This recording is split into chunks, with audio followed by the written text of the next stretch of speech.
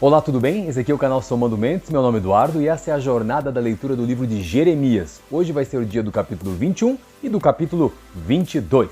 E, como sempre, não deixe de ter a tua experiência com a palavra, afinal de contas eu trago alguns versículos, mas tem muito, mas muito mais nesses dois capítulos que eu não trouxe aqui para você e eu tenho certeza que se você for ler, você vai descobrir quão valiosa é a palavra do Senhor na sua vida, quanto você pode aprender, mas muito mais do que somente nesses minutos. Isso aqui é só para despertar você, porque esse aqui é um projeto que foi criado, concebido para trazer aquele desejo nas pessoas de ler a palavra e ter mais experiências com Deus através, obviamente, da Bíblia. Então, para começar, capítulo 21, versículo 2 diz assim, ó: Consulte agora o Senhor por nós, porque Nabucodonosor, rei da Babilônia, está nos atacando.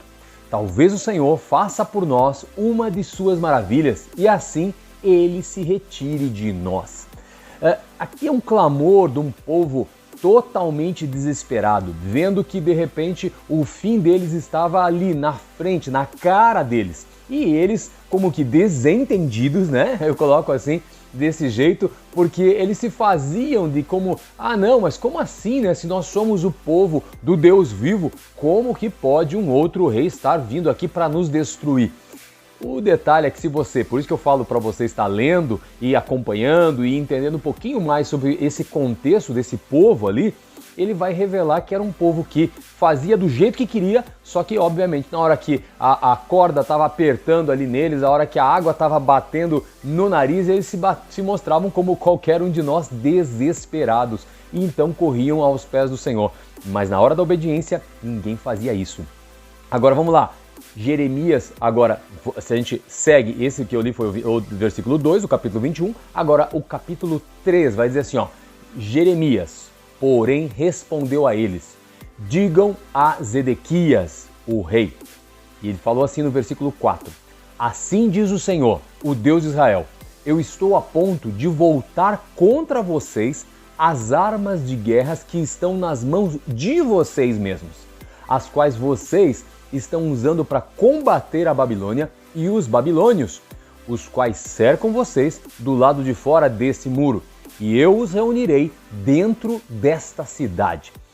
Deus está deixando muito claro, olha só, eu estou a ponto de voltar até vocês mesmos contra vocês, porque vocês estão combatendo o povo da Babilônia, mas olha só, vocês primeiro aceitaram tudo que outros povos ofereceram, adoraram outros deuses, literalmente se prostituíram, física e espiritualmente, erraram, mas muito, nunca deram ouvido a mim, e agora vem buscar a minha guarida, o meu cuidado. Isso não faz sentido nenhum. É aquela ideia, a semente a gente pode escolher, agora a colheita, essa vai ser obrigatória. E olha só o que fala o capítulo 21, versículo 5. Eu mesmo lutarei contra vocês com mão poderosa e braço forte, com ira, furor e grande indignação. Imagine, se eles já estavam numa situação complicada com a Babilônia, que era o maior reino do planeta naquele momento, indo contra eles, imagine então você querer comprar uma briga com Deus por pura desobediência, por puro descaso. Não dá liga esse raciocínio se você pensar de uma maneira inteligente. Claro que o oposto de inteligência você sabe qual é. Então, é a única forma da gente encaixar esse povo. Mas aí que tá, é a única forma de encaixar a nossa vida muitas vezes por saber o que nós devemos fazer, só que não fazemos. E o que eu tô querendo dizer com isso? Obediência, transformação de vida, e aceitar a transformação que nós devemos ter nessa caminhada aqui na Terra. Uma transformação, claro, para melhor e não para pior. E não adianta dizer assim, mas como assim eu não sei o que fazer? Claro que você sabe, eu também sei. E se você insistir muito, e quando eu insisto muito também em dizer que eu não sei, perfeito, então vai ler a Bíblia. Talvez a gente não saiba porque a gente não está lendo a Bíblia ainda, que é o manual do fabricante. Quanto mais a gente lê, mais a gente é confrontado e mais a gente entende, através daquele mundo de exemplos que tem ali, bons e maus, o que nós devemos fazer e, claro, o que nós não devemos fazer. E o versículo 8, então, desse capítulo 21, vai dizer assim, diga a este povo, Deus está falando, assim diz o Senhor, eu ponho diante de vocês o caminho da vida e o caminho da morte. O que significa isso? O Senhor age muito claro com a gente. dizendo: olha aqui, isso aqui para vocês vai ser bênção, isso aqui vai ser destruição. Qual caminho vocês querem tomar? Adivinhe qual caminho eles tomaram por muito tempo. E daí, de repente, se acham ainda indignados. Poxa vida, como Deus nos abandona! Deus não abandona ninguém, somos nós que andamos para longe do Senhor.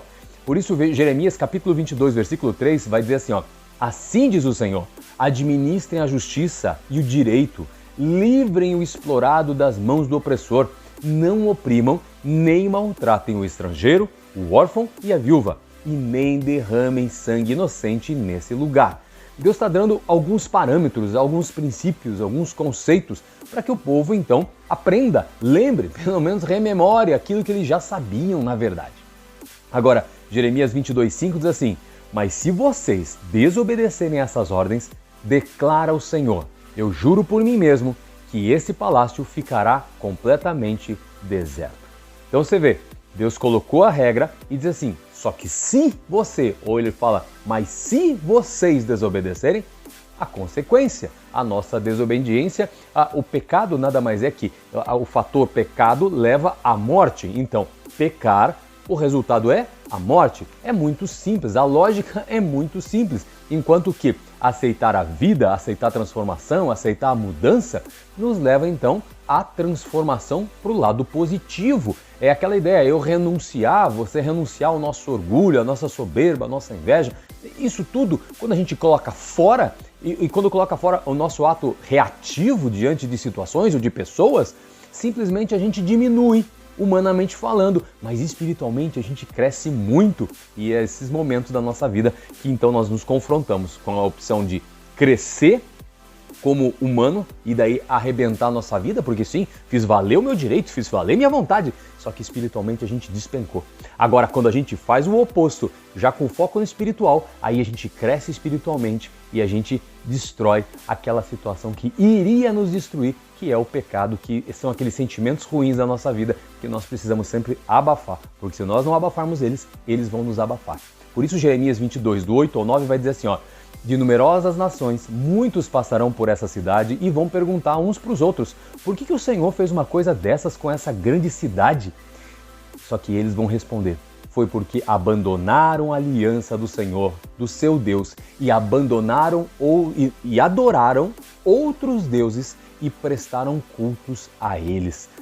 Perceba nesse ponto aqui, exatamente de Jeremias 22, do 8 ao 9, que então ele está revelando que pessoas, depois de tudo destruído, pessoas de outros povos iam passar por lá e dizer, nossa, como que pode uma cidade como essa ter sido tão afetada, tão destruída, virou literalmente em pó, sendo que de repente era uma grande cidade e Deus era com eles? Só que a resposta é muito simples, eles simplesmente abandonaram Deus e seguiram outros deuses. Por isso nós devemos na nossa vida fazer escolhas. Você não é obrigado a seguir ao nosso Deus. Você não é obrigado a reconhecer Jesus como Senhor e Salvador. Você não é obrigado a ser templo do Espírito Santo. Não, a palavra não obriga você. Só que ela diz uma coisa, se você fizer isso, reconhecer então essa soberania da Trindade na sua vida, aí a sua vida vai ser transformadora. Não só a sua, mas de outras pessoas ao seu redor. Agora, em compensação, se você não fizer isso, aí a sua vida vai ser destruidora da sua vida e de outras pessoas. Se você já tem um tempo já de caminhada, você consegue saber exatamente o que eu estou falando. Se de repente você ainda não aceitou Jesus como Salvador da sua vida, você também talvez esteja provando uma situação, um momento muito difícil da sua vida. Agora, a opção está colocada diante de você, como eu já li aqui então. Que é bênção, siga o Senhor Jesus. Se você não seguir, você vai seguir os seus próprios caminhos e daí, infelizmente, pode colher muita maldição, muita tristeza, muita angústia. Por quê? Porque nós somos feitos para errar. Agora, quando Jesus entra na nossa vida, quando tem menos de nós e mais dele em nossa vida, aí sim a gente é feito para dar certo, para abençoar e para realmente realizar o propósito nessa terra aqui de fazer diferença e embarcar, voltando para casa um dia com a mala cheia de experiências abençoadoras na vida dos outros. É assim que é o projeto da nossa vida, pelo menos deveria ser. Então entrega a caneta que você está escrevendo a sua própria história nas mãos do Senhor Jesus. Eu tenho certeza que a melhor história Ele já tem escrito para a sua vida. Por isso, eu encontro com Ele, faça uma oração depois desse vídeo, entregando a sua alma para Ele. Você vai ver como vai ser transformadora a sua vida daqui para frente. Se você já fez isso, então você já sabe quem é o Senhor da sua vida. Por isso, Deus abençoe você, Deus abençoe sua família, leia a Bíblia e se liberte, se Deus quiser. Até o próximo vídeo. Tchau!